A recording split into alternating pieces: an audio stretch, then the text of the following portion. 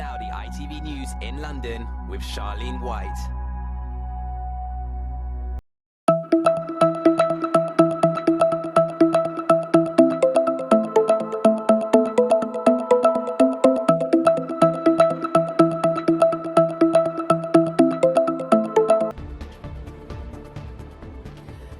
We're in West Kensington tonight for a special programme dedicated to those whose lives were lost, to those who survived, and an area which has changed forever after the Grenfell Tower fire 5 years ago. We'll tell the story of that night, the 72 lives who were lost, and the weeks, months and years that followed. With me tonight will be the Bishop of Kensington and survivor and campaigner Edward Dufan. And we're also on the other side of the towers. The Grenfell community comes together for a silent walk in memory of those who died. Living in fear, how the cladding crisis spread from here right across the country. The fear of what happens if it sets on fire for me was unbearable, and you're going to sleep at night not knowing whether you're safe. And we'll look at the unique ways people are choosing to remember the tragedy. It's brought a lot of connection, you know, like just imagine like sewing the threads of our communities and our stories together. Good evening. It's a scene that's etched in the minds of just about every Londoner. The building behind me, engulfed in flames and smoke that went higher and higher as the hours passed. There were hundreds of people inside Grenfell Tower when that fire started 5 years ago today. 72 people lost their lives. And these are their faces. Those whose lives were taken as a result of London's deadliest tragedy since the Second World War. Behind every single one of these faces is a family who's still searching for answers and accountability. So tonight's silent walk just down the road from here, which is due to get underway in the next half an hour or so, feels even more poignant than the ones that came before. It's one of many milestones that no one wanted or asked for, but milestones a community and many families now have to live with. Tonight, we'll hear from those families, we'll talk to those campaigners, and we'll pay tribute to those who have dedicated their lives to fight for justice and change. Here's Rags Martel on a day of reflection.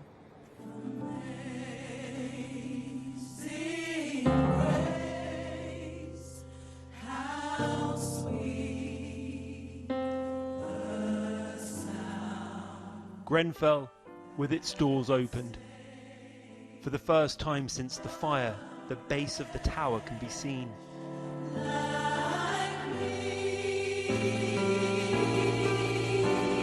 Survivors and bereaved haven't been so close to the tragedy since the 14th of June, 5 years ago. Gathered here to remember the 72 lives lost. Among the mourners, Prince William and Kate. The focus of this service, the children who died. On the 14th of June 2017, our childhood was stolen from us and the world became a very different place. This day of reflection started at midnight, the tower turning green at the hour the first 999 call was made 5 years ago. At Westminster Abbey, a mainly Christian service to remember the 72 people who died. But some bereaved family members refused to enter, saying the seating capacity was too limited and it wasn't broadcast live. Basically, we're not going, you know, we won't go and attend. This is our day for the remembering of our family, our loved ones, the angels, that we should have never lost. This afternoon at Westfield, shoppers stopped and remembered a 72-second pause, one for each person who died. By the time I escaped, everyone that passed in that tower was already dead. Natasha Elcock is both a Grenfell survivor and bereaved. She lost her uncle Stephen Power in the fire and was one of the last to be rescued alive from the tower. Knowing that piece of information makes me feel extremely lucky. but extremely sad at the same time, because I could have been, we could have been, my family could have been in that number. Having escaped Grenfell, are you surprised how little has changed to make people safe? Oh, absolutely. I mean, the fact that 5 years on we're still sitting here today with multiple buildings across the country wrapped in the same flammable building, despite many promises to do something about it, you know, is absolutely disgusting. Who do you blame? Do you blame the government? Oh, absolutely, because that's the part of getting to 5 years and still talking about the issue. That means nothing's been done over 5 years. And 5 years is a long time. It was a waste of life. You know, accidents happen, but this wasn't an accident. This wasn't an accident. It could have been prevented. If people had been listened to before the fire, then we might not be sitting here today talking about it. At Westminster Abbey, we put this to the Housing Minister, Lord Greenhalgh. There's still so much cladding on buildings. Aren't you embarrassed to be here? Well, I'm doing my best to make sure that we get as much of this unsafe cladding removed as possible. And we've done it through... It's been 5 years. Yeah, well, there's more to work to be done. And we've got a big programme of work. We've raised £9 billion towards removing unsafe bad cladding in both medium-rise and high-rise. It's been 5 years. Yeah, it takes a long time. It's 30 years of buildings being built in the wrong way. It does take a while to build that, longer than 5 years, unfortunately. But we'll do all our very best. Thank you very much, Rev. The names of the children who died in the tower were read out, with balloons released into the air, past the tower that took their lives. But here the wait for justice continues, 5 years on. Rags Martel, ITV News, Grenfell Tower. Well, part of that service in Rags Report, it was led by someone at the heart of Grenfell's community who says there cannot be peace within its members until there is justice. That's Rev Graham Tomlin, the Bishop of Kensington. Thanks for joining us this evening. Good to be with you. How did the service go today? It was a very emotional service. There was lots of grief, there was lots of feeling. It was a great deal of faith there and a lot of togetherness, the sense of people being together, which is such a significant thing, because I think when people grieve, they often grieve alone, and that can separate people. It can fragment communities and people, but coming together is a really significant thing, and that was what was so important about today. What's been noted over the last 5 years is people have felt there's been a concentration on the Christian faith and not necessarily on other religions, of which many were represented in that tower, especially those who lost their lives. Yeah. Do you feel that was remedied today? I think it was. Obviously, there were many people of faith who were living in the tower, many people of faith who died in the tower, both Muslims and Christians. In fact, most of those who died were Muslims. This afternoon, there was an interfaith service that was there. This morning, it was in a Christian abbey, so a Christian framework of service. But we were very keen to have representatives of all faiths there reading out the names of those who died. And there's something very important about faith today. Faith is sort of held today, because I think when people are going through times of real grief and trauma, actually you need something beyond yourself to hold you. I think we're stronger as human beings when we know we're loved, both by other people but also by God himself. And does it test your faith when you look at the events that led up to this and the mistakes, the myriad of mistakes that were made that allowed those lives to be lost? Well, it certainly makes you ask questions, but at the end of the day, I kind of feel that if there isn't a God who can give you hope, and if you take God out of the scene, it seems to me there is no hope for any great future. And my belief and my trust in a God who works through human beings like us gives me a sense that there is hope for the future, that there is a future, there is light at the end of this tunnel for people in this community. And you trust in God, but how much do you trust in those in power to make right this situation in terms of accountability and justice? Well, I think we need to pray for them. I think the progress has been too slow so far. We're still 5 years on. People in this community find it very difficult to find closure, to find any sense of resolution or peace when nothing much has changed. And so I think the pressure needs to keep on, prayers for those in power, that they will make the decisions and make the bold choices that need to be made to make sure that this kind of thing never happens again. And those people living in flats and apartments all around the country in dangerous cladding, I feel they can sleep safe at night. Yeah, 1,000 of which are in London, exactly. Actually. Well, Bishop, thank you so much for talking to us this evening. Great to be with you. Cladding, the Bishop just said it there, cladding, a word most of us had never heard of before the fire. And despite what happened here, 10,000 buildings, which is what we alluded to, 10,000 buildings across the country are regarded as unsafe. And as I mentioned, 1,000 of them are right here in London, housing families and children not dissimilar to those who lived there. The government's put £5 billion into remedying the situation and wants pledges from the housing industry to do something too. But campaigners say it'll take billions more to sort it. Martin Stew now on the latest on the country's cladding scandal. Since losing his uncle Resham Rahman in the Grenfell fire, the last 5 years have been a journey for Karim. From grieving nephew to empowered protester. Hi, Sophie. Hiya. Nice to meet you. Nice to meet you too. Today, we've taken him to a tower block in Stevenage. I'm sorry that that you're going through this, and it's just awful. It boils my blood. Like Grenfell, Vista Tower is covered in combustible cladding. It's eerie that this is still, happening here. It still exists, and it's your responsibility to sort it out. Madness. As far as the government are concerned, there's a solution in place now. The buildings are being fixed. They're not. We don't even have a start date. We have no idea when it might happen. Both Karim and Sophie have been demanding action. Yeah, let's go upstairs. They feel things have stood still. God forbid something happens and you've got this stuff covered on the outside of the building and the lifts are not working. The government now and my freeholder know exactly what problem is going on here. It's corporate manslaughter. The blood will most definitely be on their hands. Do you want shoes off? No. It's tough to put into words, right?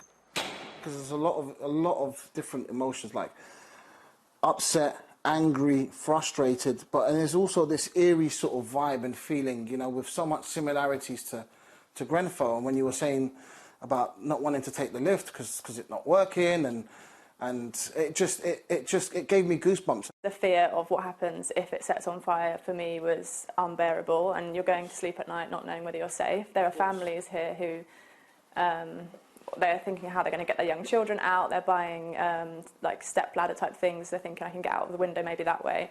Over 1,800 days, initial fear has turned to anxiety, diagnosed by her doctor with cladding as the catalyst. The kind of fear around fire became less than the fact that I am being held accountable for this.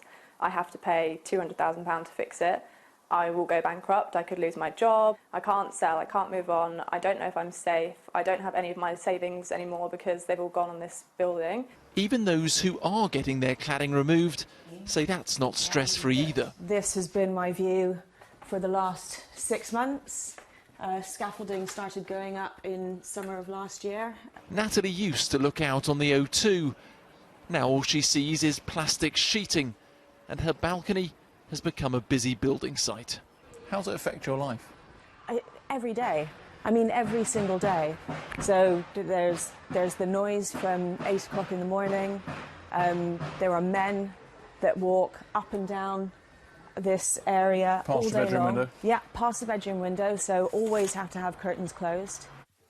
Last year, there was a fire here. Cladding and wooden balconies caught light. The London Fire Brigade report that came out afterwards said that we were minutes away from tragedy. Work to make things safe should have finished in May. The deadline has slipped to November. This is an occupied building, and they treat this like a remediation of a new build. There are people living here, there are families living here.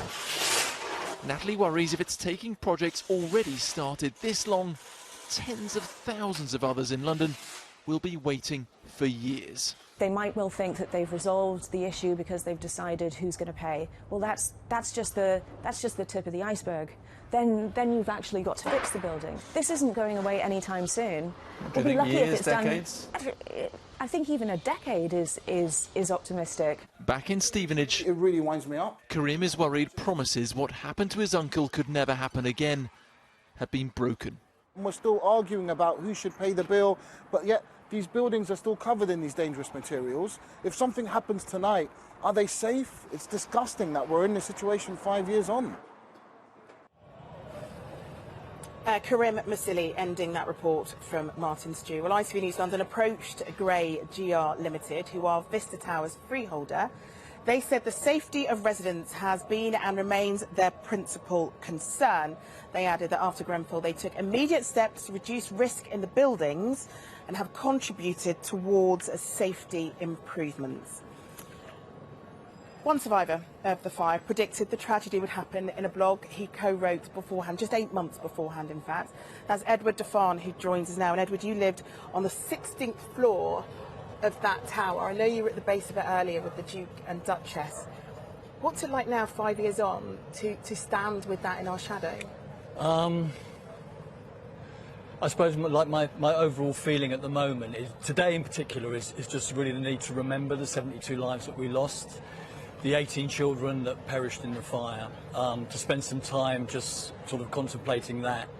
I think also there's a need to recognise and thank the local community who 5 years ago today came out in their droves when we were left basically abandoned in the streets and helped and supported us in the days and weeks that followed the tragedy.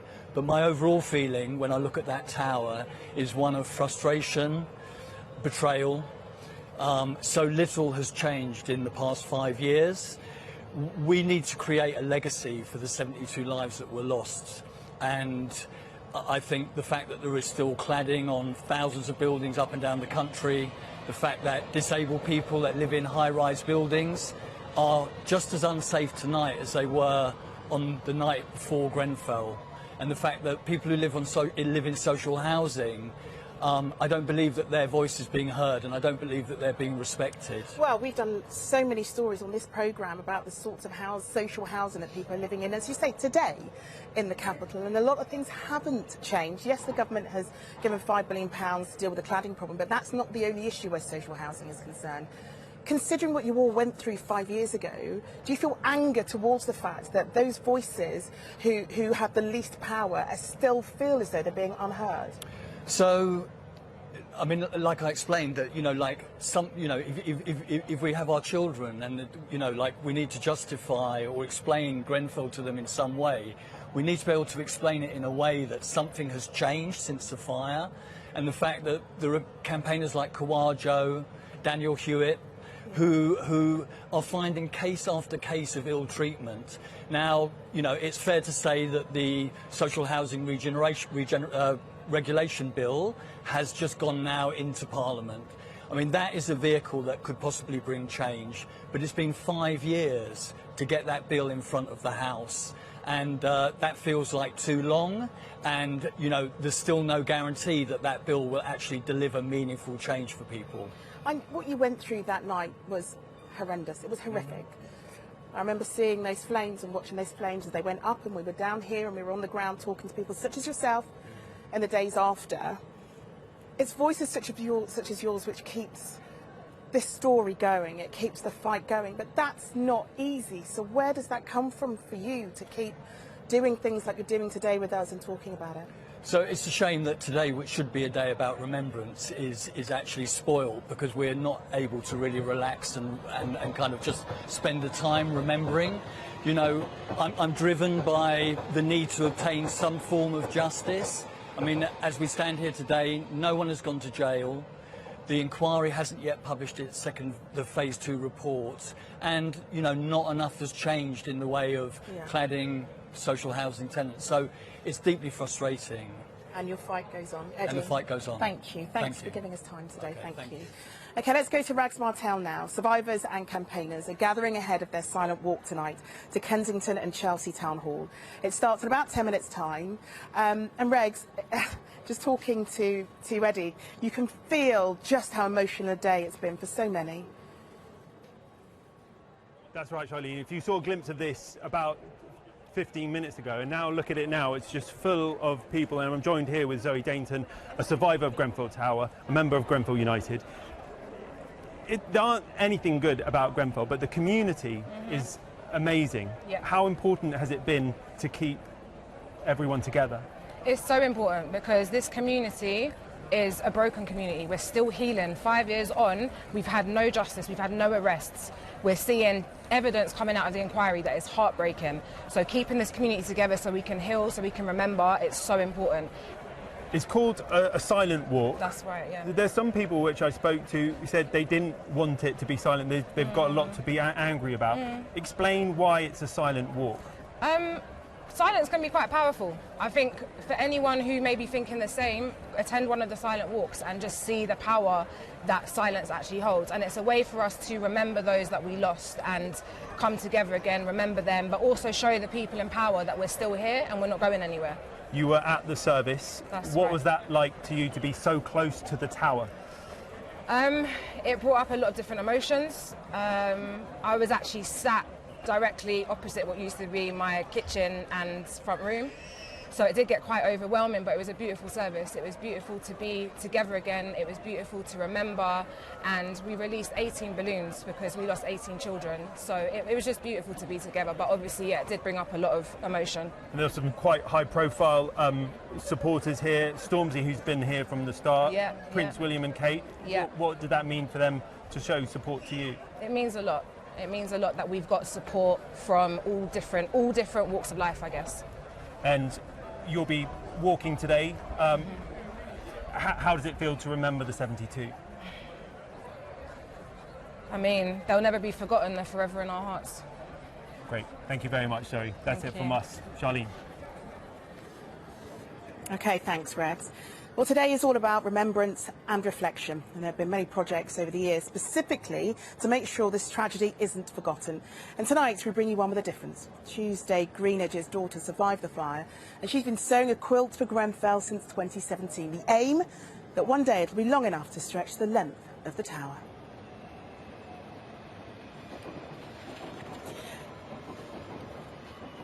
And as Sally Williams has been finding out, it's an effort which has knitted communities together, sewing for justice.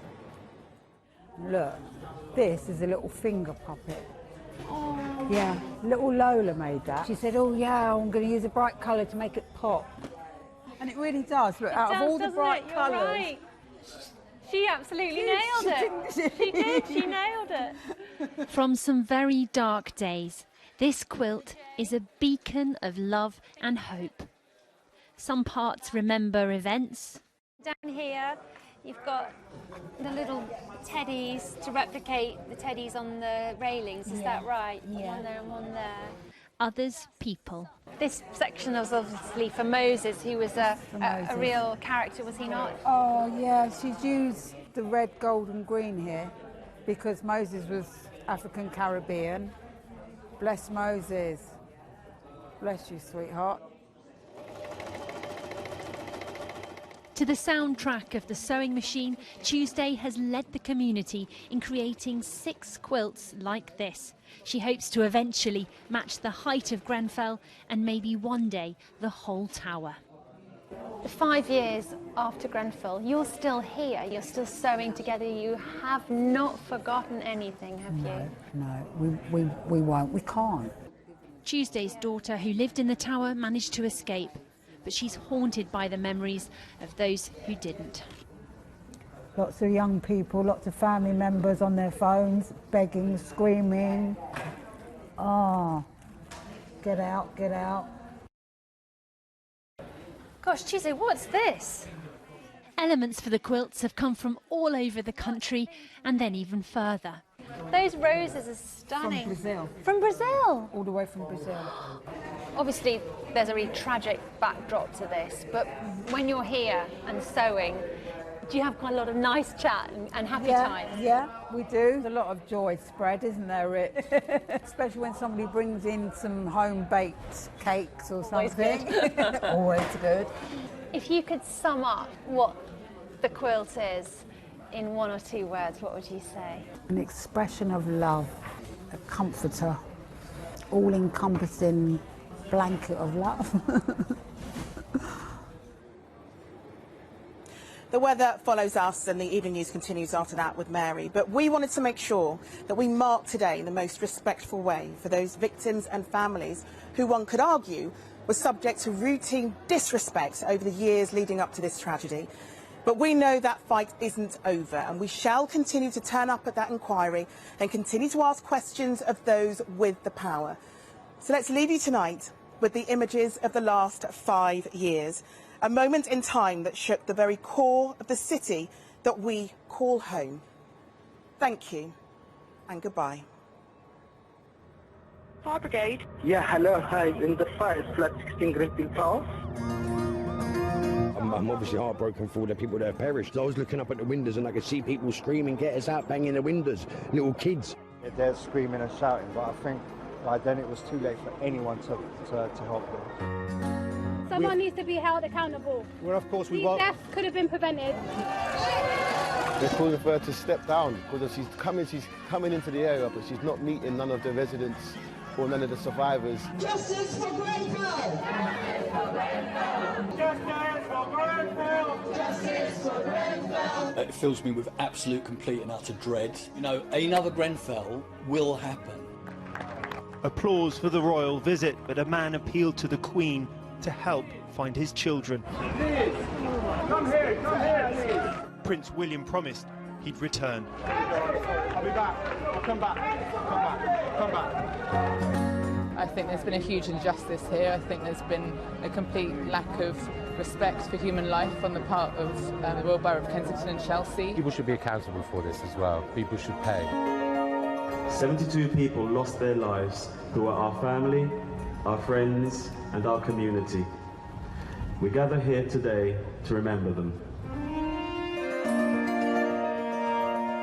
It's still so important for us to mourn together and for us to remember that night and to reflect on that and also reflect on where we are now with that. But also to celebrate the lives that were lived before they were sadly taken that night. I invite you to stand for 72 seconds silence as a mark of respect to those who died. I was fortunate enough to hold my son. So I held my son in my arms that evening, hoping it was all a bad dream, wishing, praying for any kind of miracle. Yet still to this day, the council have not been able to give us a list of who was in that building. We were left alone. We were left to suffer publicly. One can sense that over this year it's not just a story of negativity and pain and division, but a story of a community that has come together and offered love and kindness and listening.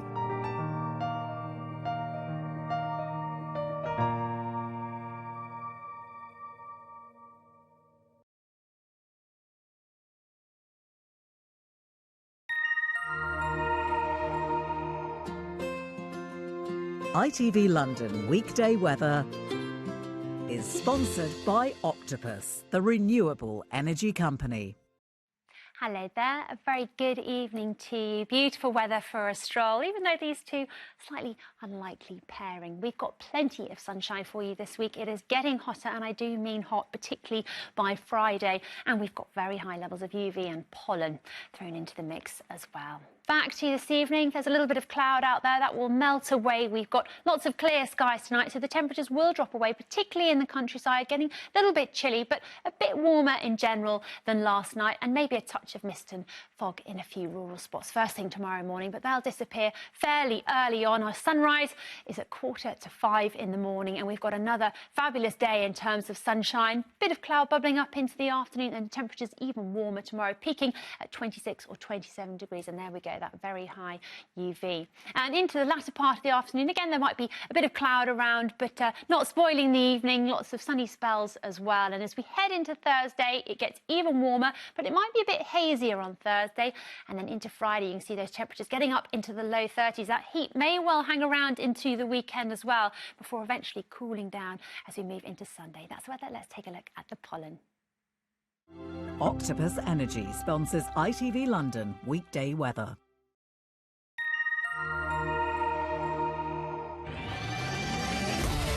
Hello, summer. Piri sponsors ITV Pollen Count. Hay fever sufferers will be disappointed to hear that we do have very high levels of grass and nettle pollen over the next few days due to that warm and settled weather. Good luck. I'll see you later on. Cheerio.